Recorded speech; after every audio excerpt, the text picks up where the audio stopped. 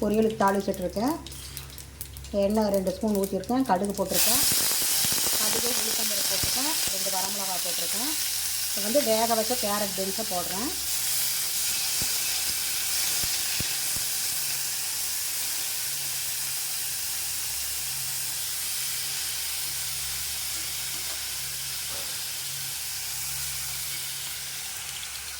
இங்கே வந்து கடுகு வெடிக்குது. முட்டைக்கோஸ் கூட்டு பண்ண போகிறேன்.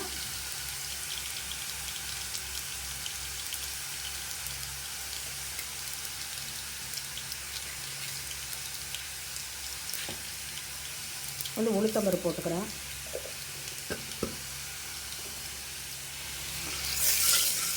நல்லா கொஞ்சம் செவக்கணும்.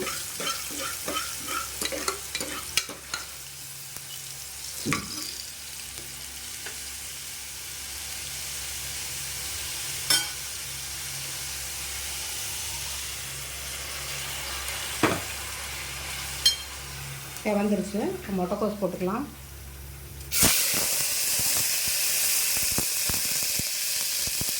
கொஞ்சம் தண்ணி ஊற்றிக்கிறேன்.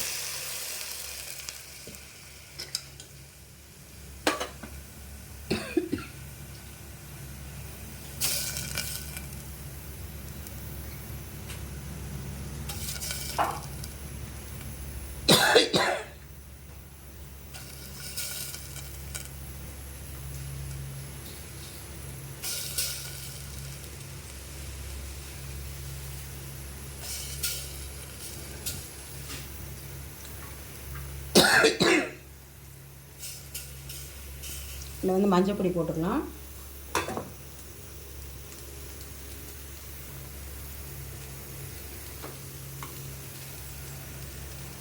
உப்பு,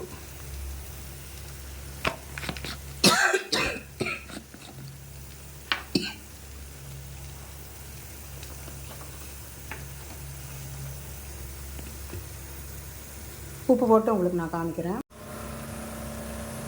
கோஸ் வேக வச்சுருக்கேன். மஞ்சப்பொடி உப்பு போட்டேன்.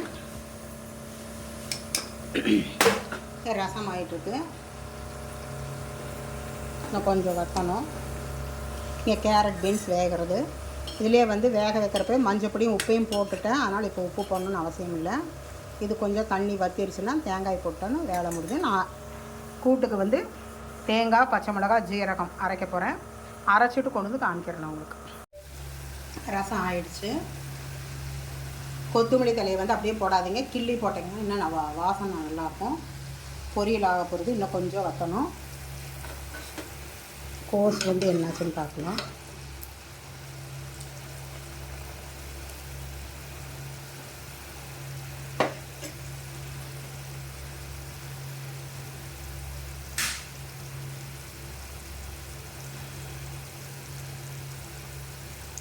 இன்னும் கொஞ்சம் வேகணும்.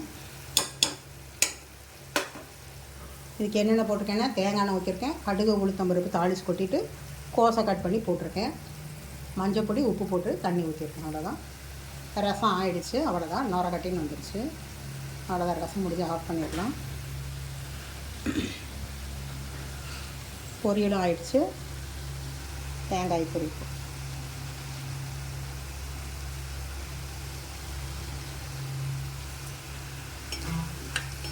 அவ்வளோதான். பொரியல் ஆயிடுச்சு. தேங்காயை போட்டுட்டு அடுப்பு ஆன்லேயே வைக்காதீங்க, ஆஃப் பண்ணிடுங்க. ஆஃப் பண்ணிட்டு நான் இதை கரைச்சி ஊற்றுறப்ப உங்களுக்கு நான் காமிக்கிறேன்.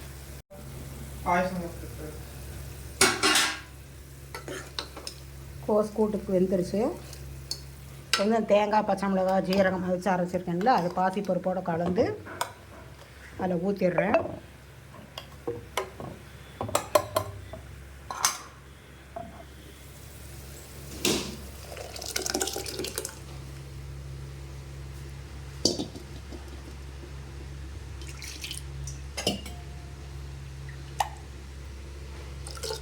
அவ்வளோதான்.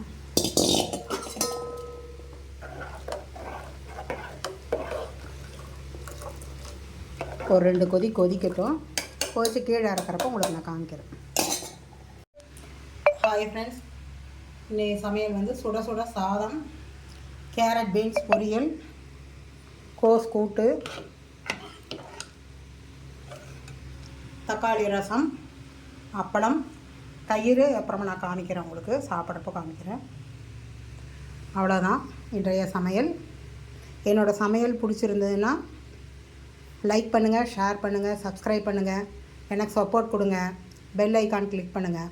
உங்கள் ஃப்ரெண்ட்ஸுகளுக்கெல்லாமும் ஷேர் பண்ணி விடுங்க. உங்கள் வீட்டில் என்ன சமையல்னு எனக்கு கொஞ்சம் கமெண்ட் பண்ணுங்கள். வாங்க சாப்பிட்லாம்.